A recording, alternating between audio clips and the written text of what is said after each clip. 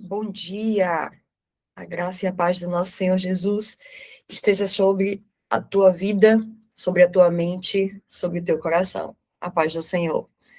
Eu sou a pastora Luciana Ramos, eu estou aqui em Feira de Santana, na Bahia, falo da CAT, Comunidade Autoridade da Terra. Nós estamos em uma jornada de 40 dias, com destino em Yom Kippur, um dia de uma convocação sagrada, instituída na palavra de Deus, para o dia 10 de Tishrei. Tishrei é um mês do calendário bíblico que vai corresponder para nós entre o dia 20 e 21 de setembro. Sim, entre 20 e 21 de setembro, quando a Bíblia menciona a viração do dia como sendo um novo dia. Então, o dia começa no dia 20 de setembro, às 18 horas, mais ou menos, né, no pôr do sol, e vai até o dia 21 de setembro, no mesmo pôr do sol. Louvado seja o nome do nosso Deus, que tem nos convocado, que tem aberto os nossos olhos, que tem nos feito caminhar e avançar no entendimento da palavra. E eu rogo para que sejamos insaciáveis. Eu não sei qual é a sua realidade de vida, eu não sei há quanto tempo você tem contato com a palavra de Deus, mas eu, Luciana, sou cristã desde pequenininha, aprendi a caminhar o caminho com Cristo Jesus desde muito cedo, e ainda assim, todos os dias eu sou surpreendida com uma novidade de vida, com um aumento de entendimento sobre a palavra. É sempre mais, tem sempre mais do Senhor para nós. Então, eu rogo nesta manhã para que assim sejamos insaciáveis, como quem anseia por mais. Sejamos gratos por aquilo que o Senhor já nos deu, mas sejamos insaciáveis, desejando sempre mais e mais da presença de Deus. Então, eu quero saudar cada um de vocês que já está aqui. Hoje, mais uma vez, nós estamos em Lamentações 3:40, onde diz: examinemos os nossos caminhos, provemos e voltemos para o Senhor. E hoje é dia de derrubar o altar da procrastinação espiritual. Mais uma vez, 3 textos foram separados aqui, e eu quero fazer a leitura do texto bíblico junto com você. Primeiro está no livro de Ageu, capítulo 1, dos versículos 2 ao versículo 11.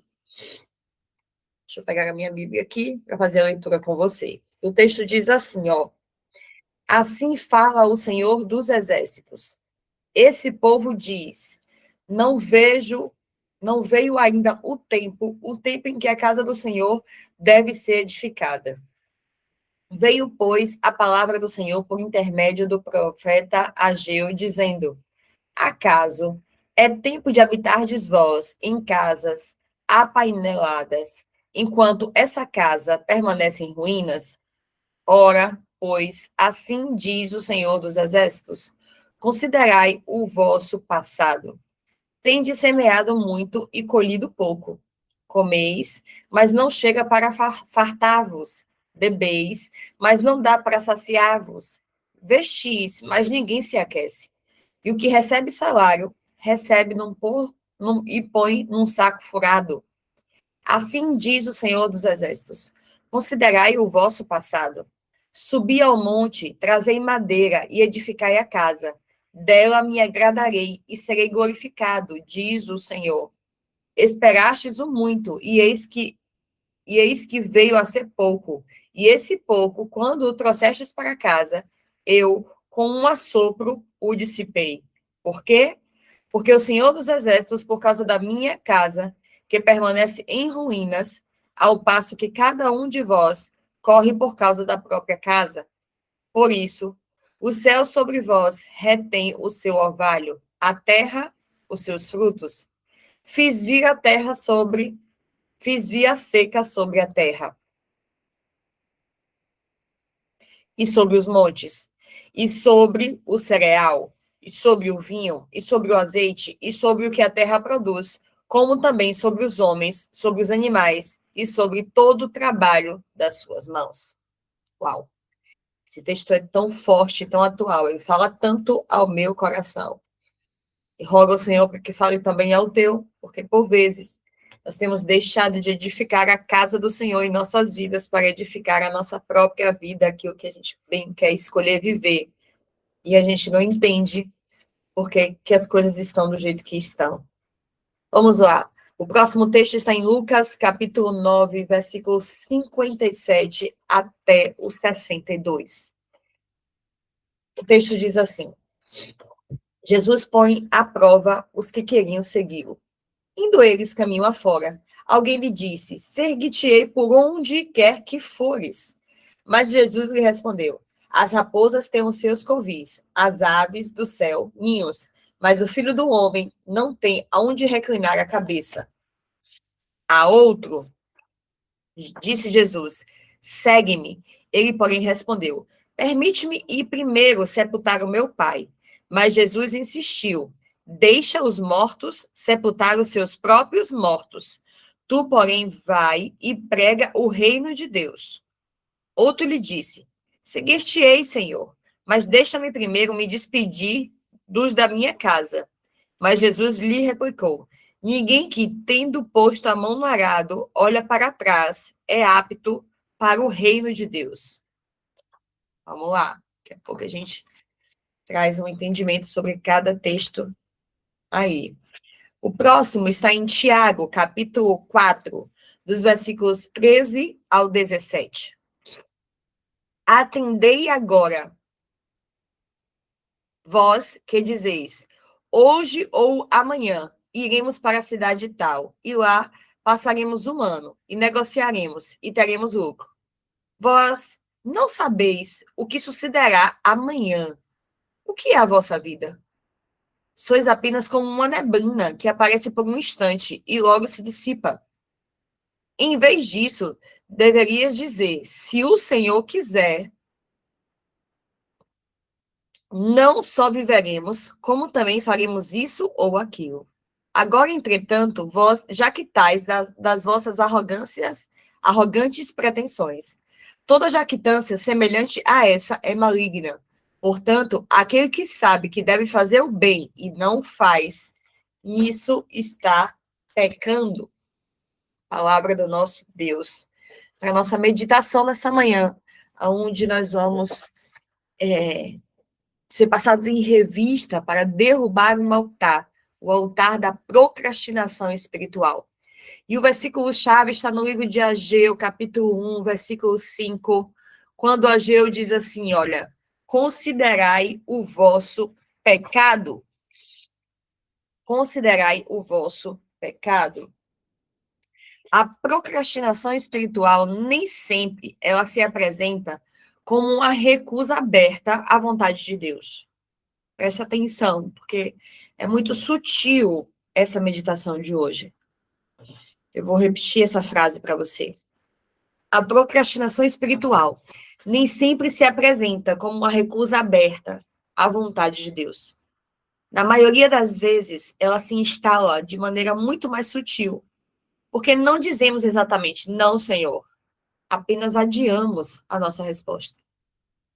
Reconhecemos que precisamos orar mais, abandonar determinado hábito, procurar alguém para pedir perdão, começar algo que Deus colocou no nosso coração, assumir com maior seriedade um compromisso espiritual, mas encontramos uma razão para deixar isso para depois.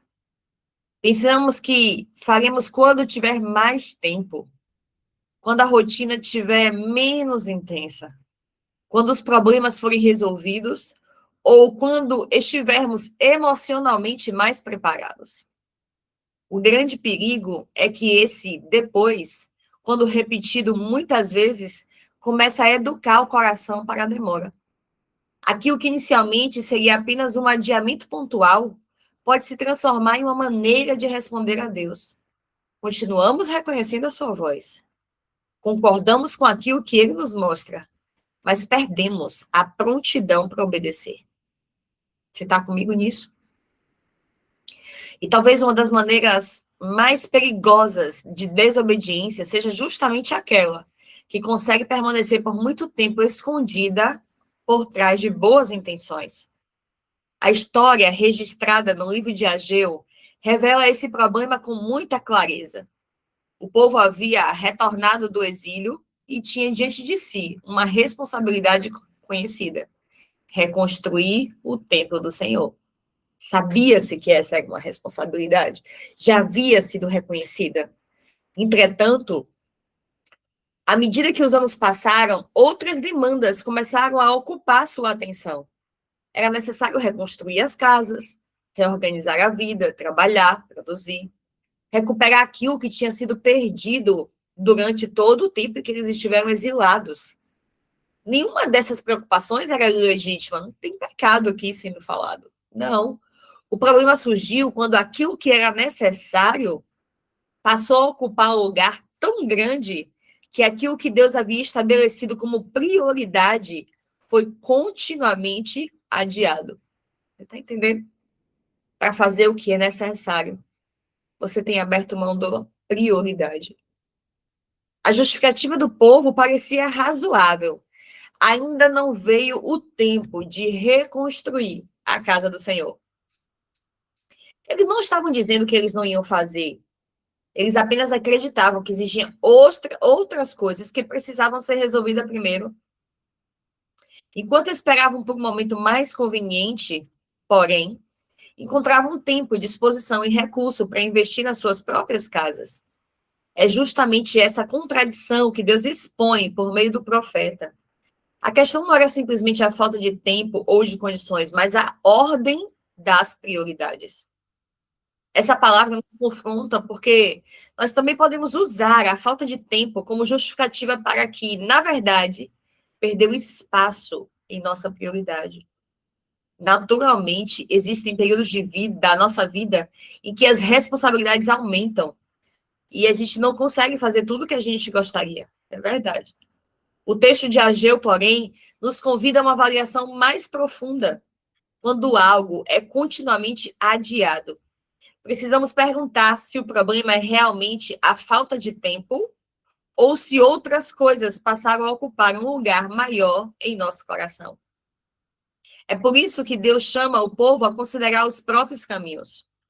Esse chamado combina profundamente com a preparação que nós estamos vivendo para chegar em Yom Kippur. Porque nós estamos justamente em um período de exame. Considerar os caminhos é interromper o movimento automático da vida, para perceber aonde nossas escolhas têm nos conduzido. É olhar para a nossa rotina, prioridades, as nossas decisões e perguntar se aquilo que nós estamos dizendo ser importante para nós realmente encontre expressão na maneira como nós estamos vivendo. Coerência. Talvez, ao fazermos esse exame, nós descobramos que nem toda procrastinação nasce da preguiça. Algumas coisas são adiadas porque nos causam medo. Sabemos que precisamos ter determinada conversa, mas tememos a reação da outra pessoa. Sabemos que devíamos começar algo, mas temos medo de fracassar. Em outras situações, adiamos porque esperamos condições ideais. Queremos ter certeza. Queremos ter o recurso, o tempo à disposição. Todas as respostas antes de dar o primeiro passo.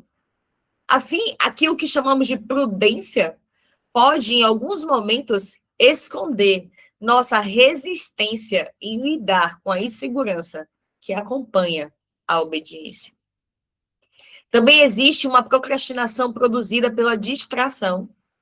Podemos passar o dia inteiro ocupados e terminar com a sensação de que não tivemos tempo para nada que fosse realmente importante.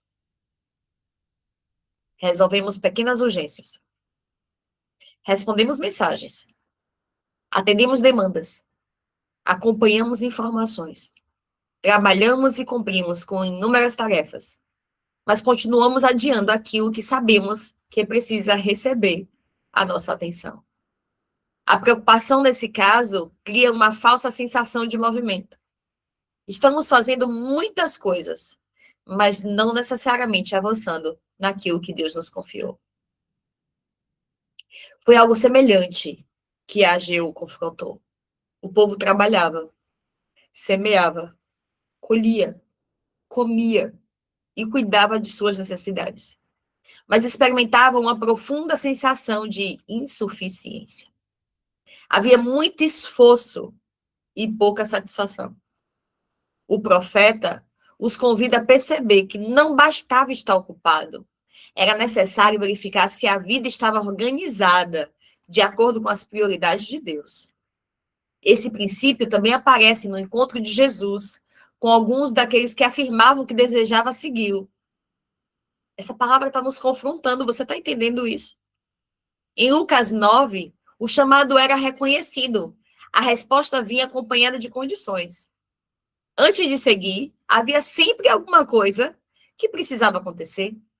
As questões eram apresentadas, não eram necessariamente erradas, mas não era pecado.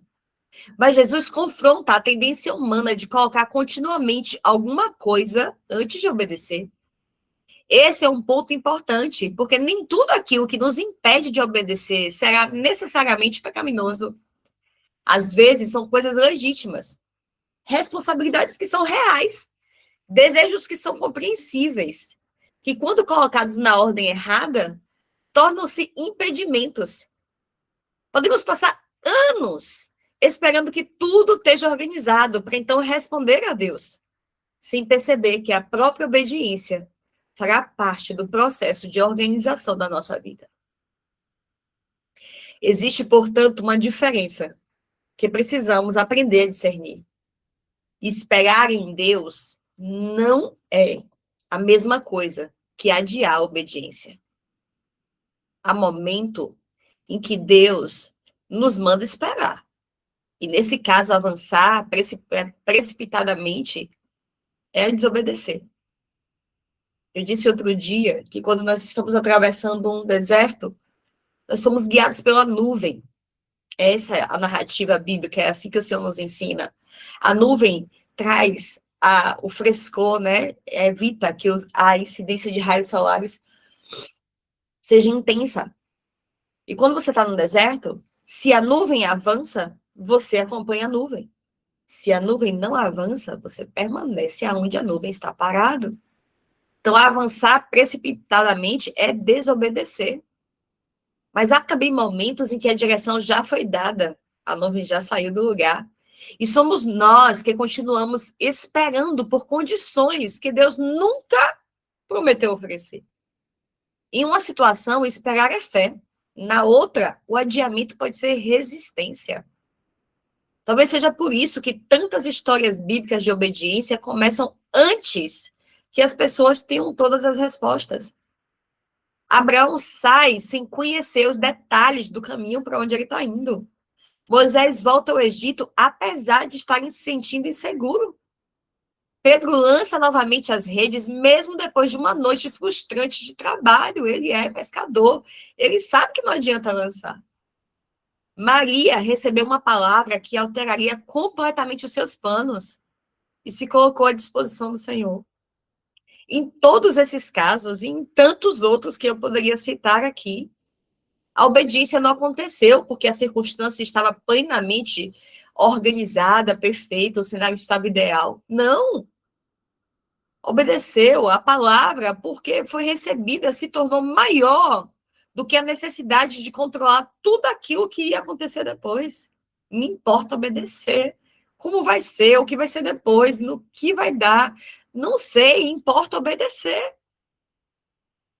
Essa reflexão nos obriga a perguntar se existe hoje alguma área da nossa vida em que já sabemos o que precisa ser feito, mas continuamos esperando.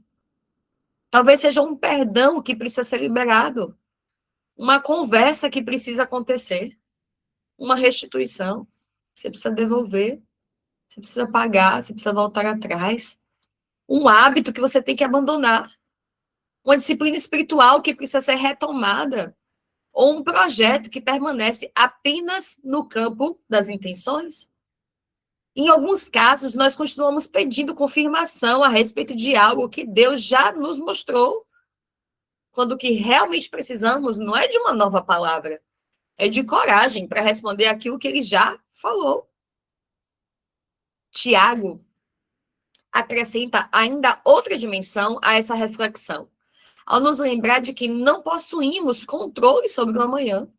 Fazemos planos, falamos sobre aquilo que queremos realizar, mas a vida é completamente limitada. Essa verdade não deve nos levar à ansiedade ou uma pressa irresponsável. Ela deve nos ensinar a valorizar o tempo que nos foi confiado. Há decisões que precisam amadurecer, mas há outras que simplesmente não deveriam continuar sendo adiadas. A procrastinação espiritual se torna especialmente perigosa quando começamos a acreditar que sempre haverá uma próxima oportunidade. Imaginamos que amanhã teremos mais disposição para orar, que em outro momento será mais fácil pedir perdão, que futuramente teremos condições melhores para servir, ou que algum dia, finalmente, levaremos a sério aquilo que Deus tem tratado conosco. Entretanto, cada adiamento torna mais familiar a experiência de ouvir sem responder. E aquilo que inicialmente incomodava a nossa consciência pode se tornar parte normal da nossa rotina. A gente se acostuma, a gente se adapta. É nesse sentido que o Salmo 119, versículo 60, apresenta uma postura tão diferente. Ele diz assim: apresso-me, não me detenho em guardar os teus mandamentos. Aleluia. O salmista não está falando de ansiedade ou de impulsividade, mas de prontidão. Ouviu, obedeça. Foi chamado, vá, responda. Existe nele uma disposição, não para transformar a obediência em uma longa negociação. Talvez seja justamente essa prontidão que o Espírito Santo queira restaurar em nós durante esse 10º dia da jornada. Um coração sensível não é apenas aquele que consegue ouvir Deus, mas aquele que está disposto a responder quando compreende a sua direção.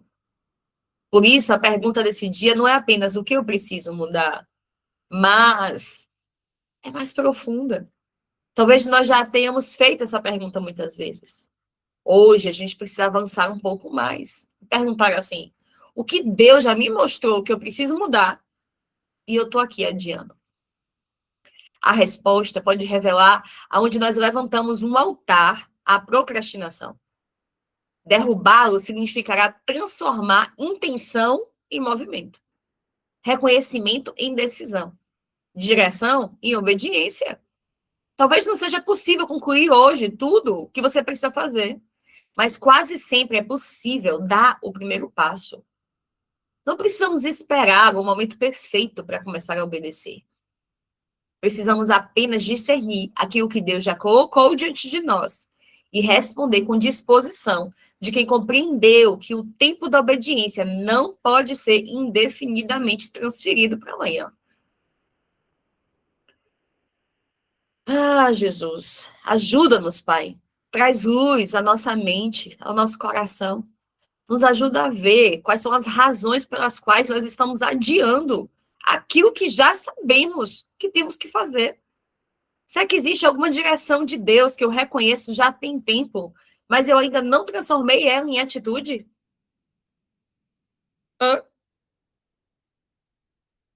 Será que eu tenho usado a falta de tempo como justificativa para aquilo que, na verdade, não tenho colocado entre minhas prioridades? Há alguma conversa, um pedido de perdão, uma restituição, uma mudança de hábito ou decisão que eu continuo deixando para depois? O que normalmente está por detrás dos meus adiamentos? Será que é medo? Será que é conforto? Distração? Será que é perfeccionismo? Ou é falta de prioridade? Por que eu deixo as coisas para depois? Eu tenho esperado a condição ideal para fazer algo que eu já poderia ter começado?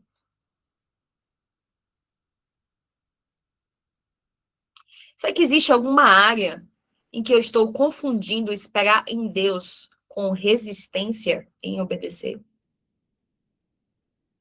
O que Deus já me mostrou que eu preciso fazer e eu só vivo adiando isso? Qual é o primeiro passo concreto que eu posso dar hoje? Nós vamos fazer uma oração de renúncia. Renunciar ao altar da procrastinação espiritual. Mas entenda, esse é o primeiro lugar. Trazer luz à consciência, pensar a respeito dessas coisas. fazer uma oração de coração sincero e contrito. Mas depois dela, e ainda ontem eu falava sobre isso a alguém, de quando em quando a gente vê maridos que não estão tão fortemente, firmemente ligados à convicção de fé em Cristo Jesus, né? E tem esposas cristãs. E eles digam assim, você não está orando? Confie na sua oração. Espere em Deus, confia. E usa a fé da esposa, que é uma mulher de oração, para justificar a sua procrastinação ou a sua falta de posicionamento. Como quem diz assim, permanece em oração, Deus vai lhe responder, como se Deus fosse descer e mudar a situação sozinho. E eu respondo sempre assim, oração. Orar mais ação. Eu curvo os meus joelhos, a minha cabeça, diante da presença de Deus para orar, receber do Pai direção, ouvir e discernir a sua voz, colocar aos seus pés aquilo que inquieta o meu coração. Mas eu me levanto desse lugar de oração para agir com a direção que recebi do meu Deus. Isso é oração, orar mais ação. Hoje, você vai orar para derrubar o altar da procrastinação espiritual. Mas quando você terminar, você precisa identificar o que você está procrastinando e levantar e dar o primeiro passo. Precisa voltar e dar o primeiro passo. Vamos fazer essa oração comigo? Vou fazer ela de forma pausada, para que você tenha a oportunidade de, em voz audível, onde você está, abrir a sua boca e repetir essa oração. Em nome de Jesus. Senhor, eu me arrependo por negligenciar tuas direções e adiar aquilo que eu já compreendi que precisava fazer. Perdoa-me pelas vezes em que preferi o conforto da inércia ao sacrifício da obediência e permiti que outras prioridades ocupassem o lugar da tua vontade. Renuncio à procrastinação, à passividade, à distração e a todo padrão de atraso que tem me mantido em ciclos de estagnação. Derrubo o altar onde a preguiça espiritual e emocional tomou o lugar da diligência e do zelo. Perdoa-me por toda omissão motivada pelo medo, conforto ou distração. Renuncio ao desperdício do tempo, dos dons, das oportunidades e dos chamados que colocastes diante de mim. Recebo de ti força, coragem, disposição para obedecer prontamente. Espírito Santo, desperta em mim o senso de urgência do reino. Livra-me da letargia e ensina-me a responder à tua voz sem adiamentos. Eu não quero apenas reconhecer tua vontade. Quero praticá-la. Em nome de Jesus. Amém. Hoje, mais do que escrever sobre aquilo que a gente precisa mudar, escolhemos transformar uma direção em uma atitude. Depois desse momento de oração, pergunte ao Senhor, qual é a primeira atitude de obediência que eu preciso tomar hoje? Não tente resolver de uma vez todas as áreas que precisam ser reorganizadas, você não vai dar conta disso. Identifique uma direção concreta e dê o primeiro passo antes que o dia termine. Se existe uma conversa pendente, talvez o primeiro passo seja mandar uma mensagem para a pessoa e agendar essa conversa. Se precisa pedir perdão, não espere encontrar palavras perfeitas. Se Deus tem tratado com você sobre a sua vida de oração, separe hoje mesmo o primeiro momento. Se tem um projeto que permanece apenas como uma intenção, faça algo concreto que marque o seu início. O propósito do exercício não é concluir tudo em um único dia, mas romper com o ciclo de ficar adiando as coisas. Muitas vezes, aquilo que permaneceu parado durante meses começa a mudar quando finalmente damos o primeiro passo. Ao final do dia, registra no seu diário o que é que você vinha adiando. Por que acredita que adiou por tanto tempo? Qual é a atitude que tomou? E o que essa experiência revelou sobre sua disposição para obedecer? Chegamos ao final dessa meditação. Mas eu ainda quero fazer uma oração por mim e por você. Feche os seus olhos, curve a sua cabeça. Pai, ao olhar para os nossos caminhos, nós reconhecemos que algumas coisas permaneceram um tempo demais, apenas no campo das intenções. Houve momentos em que compreendemos a tua direção, mas permitimos que o medo, que o conforto, a distração ou outras prioridades adiassem a nossa resposta. Perdoa-nos por todas as vezes em que nós chamamos de falta de tempo, aquilo que na verdade era falta de prioridade. E também pelas vezes em que nós esperamos condições perfeitas para fazer aquilo que já poderíamos ter começado. Dai-nos discernimento para não confundir prudência com resistência e para compreender a diferença entre o tempo em que o Senhor tem nos mandado esperar e aquilo que nós estamos esperando para obedecer. Ensina-nos a administrar com sabedoria os nossos dias, as nossas oportunidades e dons que o Senhor tem colocado em nossas mãos. Não queremos, Senhor, viver acumulando intenção, planos, decisões que nunca vão se tornar em atitudes. Queremos desenvolver um coração diligente, sensível à tua voz, disposto a responder. Quando o medo tentar nos paralisar, lembra-nos de que não precisamos conhecer todo o caminho para dar o próximo passo. Quando a distração ocupar o nosso tempo, ajuda-nos a reorganizar as nossas prioridades. Quando nós estivermos esperando sentir vontade para obedecer, ensina-nos que a fidelidade não pode depender das nossas emoções. Espírito Santo, restaura em nós a prontidão, que nós possamos saber esperar quando o Senhor disser, espere. Mas que também saibamos levantar e caminhar quando o Senhor disser, vá. Não permita que nós passemos pela vida pedindo novas direções, enquanto nós continuamos adiando aquilo que o Senhor já nos disse. Que a nossa resposta seja como a do salmista, apresso-me, não me detenho em guardar os teus mandamentos. Em nome de Jesus. Amém, amém e amém. Louvado seja Deus.